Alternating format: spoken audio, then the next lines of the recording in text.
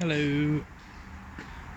Today we're going to take all this cruddy stuff that's all original and not very exciting, and we're going to modify it with a bit of that, one of those, to give us a bit of steering angle.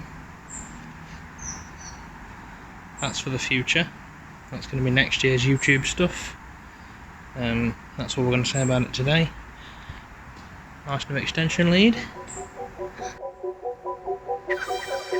Get started, shall we?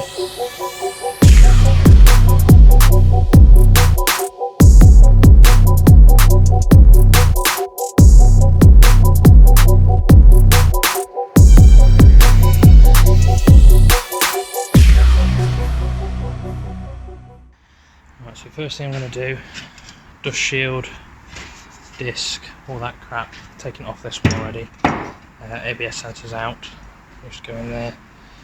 I like them like this, they're easier to work with. So basically what we're going to do on these is, that's where it bolts onto the lower arm on here, and that's what goes onto the track rod. So basically that's what the steering controls, and then all you have to do basically is shorten the distance here, and basically what that does is the track rod is still moving the same amount, but it's got a shorter radius to travel. So because we're still moving the same amount this way, but we've got a shorter distance that way, it'll push it further, and obviously because it pushes it further, more steering angle. And then the other one we're going to focus on is, if you imagine this is parallel where the wheel and the disc is, and then if we draw a parallel line down here, this will be offset that way, and that's what's called Ackerman. So that's when you'll have your inside wheel at this sort of angle and then your outside wheel at that sort of angle, because obviously if you think about it again, they're travelling different radiuses, so they want to be at different angles, and basically moving it left or right controls that. So we're going to reduce the Ackerman on these hubs, so rather than it going at two different angles, both wheels will be pointing the same way, which for me personally is better for drifting. I like it a bit more. It's a very opinionated subject, which is completely correct. Different people like different things, there's no right or wrong way, but for this car we're going to go 0 Ackerman, so we'll chop some stuff up and then I'll show you what's what. Right, so basically what we've done is I've sent the 9-inch grinder straight through that, and then I've sent the little grinder just to put a little chamfer just here. I'll explain why in a minute.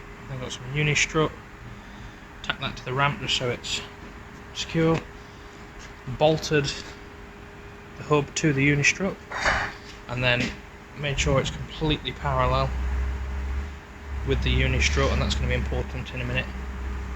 I've made sure that then the bolt is the centre of the bolt hole this way, it's irrelevant that way for a minute, and then I've measured from the centre 100mm and then put a mark. We're going to need that. Basically this was trial and error a couple of years ago, but the original spacing, so from the centre of that hole to the centre of that hole, is 125mm. We're basically going to shorten it an inch, 25mm, and that's going to give us sort of the angles that we're after. You can go more, but then you're just getting silly, it's pretty pointless. So that's what we're going to do.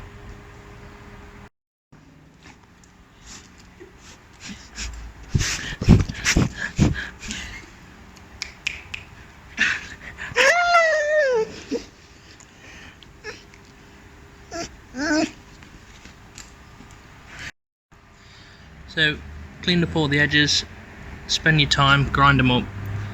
Now you can see why I chamfered this. So basically I'm going to be able to put a weld in there, and it's going to stay clear of this bolt. So we put all this in line. It's 100mm from here to here. There's a nice big gap there. Just going to absolutely lather it in weld, fill all of this gap here as well, fill all of this. Doesn't really need to be that crazy, but I'd rather it be crazy and strong than looks good and weak, so I'm going to weld it now. Right, so I flipped it upside down, I've done a couple of passes across that. I'm actually going to cut this corner off here. It's just going to make it a bit easier to weld all in there, so we've got a 360 weld in there, but so far so good. Right, so now you can sort of see, after I've done 3 passes, when I unbolt it, I'm going to cut that bit off the back. So just that little bit, and then weld down the back as well. But it really doesn't need it. It's just more so everything's complete, but yeah, that's what they're going to look like. That one over there is already done. And then we're going to chop them up and see if we can make them a little bit longer. Alright, keep going. Right, so lower arms, basically what I've done is I've put a mark there, I've put a mark here, and I've put a mark here. I've then taken relative measurements and drawn this smaller triangle. So this measurement was 300mm, that measurement was 300mm, and that measurement was 465mm. So then I've scaled that down into half and drawn this first triangle. I then want to extend this lower arm by 70mm, so I've added 35mm here, and then drawn our new hypotenuse, measured it, scaled it up. So basically when I cut this, I've got 2 points of measurement rather than just one, because obviously if I've got just one measurement I could be off on this plane, which I don't want to be. So because I've got 2 measurements, if both these measurements match up to the drawing, I know that this is going to end up in the right place. For a 3D space you'd obviously need 3 measurements because we're on 3 planes. This is 2-dimensional. We're not too bothered about up and down because it's going to be pretty obvious with where everything lines up. So what I want to do now is cut some of this to 70mm. That then should take care of this measurement right off the bat. However, think about blade thickness, so by the time you've had a blade thickness, all that bullshit. So I'm going to cut this 70mm, I'm going to cut this just here where obviously the width of it matches up, which is literally just before that divot, and then I'm going to set it all up. I've got things that sit under here perfectly and all that stuff, so up and down is going to be fine. So I'll set all that up and then I will be back. Right, so I've cut all the bits, chamfered all the edges. The edges could have been chamfered a little bit better. I did chamfer the lower arm on that plane as well, just because there's a bit more stress on that and I want a bit more weld in there. I basically measured from here to here, which is now 370mm, obviously because it's a 70mm extension. And then I've measured from here to here, which is now that top one there, look, 530 on side C. This is side C. So I was actually a little bit off with my cuts, and if you can see there's a bit of a gap in there. Basically I had to tilt it that way, which if we hadn't have measured this I wouldn't have known, because it looked fairly straight but it was a couple mil out. So now we're within a millimetre, which is more than close enough for me. I mean the car itself's not even going to be within a millimetre, so I'm going to tack all the way around this. So I've got 2 there, I'm going to do another one here and then all on the other side as well, because otherwise it will move, and then I'm just going to slowly weld it because I've got no way of bolting this down. So I'll do that and then I'll be back. So I just wanted to quickly show why we V everything out. So as you can see, that weld there has pretty much filled the V. So now we can basically do a big pass over the top, and then that's going to give us much more strength than if we just try to butt weld it. Obviously it's quite thick steel, so we're going to get down as far as we can. You could have actually V'd it a little bit more, but I'm not worried for this. So I'm just going to weld all these others and then we will get on to doing that arm. Right, so just wire brushed it off. You can see now how the cap weld makes it just look much better. You can see there where the other weld is up the other side, because that's the extra V. Yeah, I'm pretty happy with that. Should be plenty. If not, we're going in the wall, but can't see us having an issue. They might give us more of an issue, but we should be alright. Alright, let's do the other one and then we'll bolt it back on there and see what we come up with. Nice one. Right, bolted some stuff back to the car. Inner ball joints in, lollipops in, old trap rod is off. Obviously lower arms in, hubs on. My recommendation, put this nut on. Focus on him. Put that hub nut on before you put this on. It's a lot easier If you can't, then you can't, but if you can, then do it.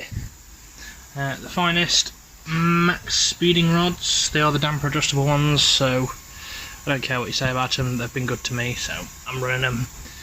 See, people mention this bit here snaps. However, if you tighten it up properly, see how much it's pulled that in? So it feels like it's tight, but if you spin the bolt separately to everything else, it's actually still loose, so you need to really tighten that up. And that's what causes these to snap. Basically the hub is vibrating and doing that, and then eventually it just snaps straight through. So that's where the problem lies there. Obviously tighten these up, and then what we're going to do is we have an E90 inner track rod, so he's going to go in there, and just a regular E36 outer to cater for the extra bit of welded in. I'll put this all together and I'll show you what sort of angle we're getting on this kit. So on your coilovers, you're going to want both top mounts as far outwards as they can possibly be. This is going to help with clearance. But basically, that's what that one's going to look like. That's what that one's going to look like. So, plenty of angle. Doesn't cost a fortune.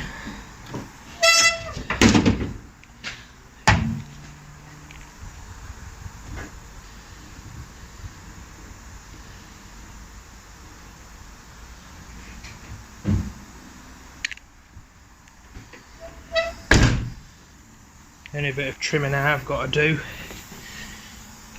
is down there. Might be a bit close, but for the most part it's alright.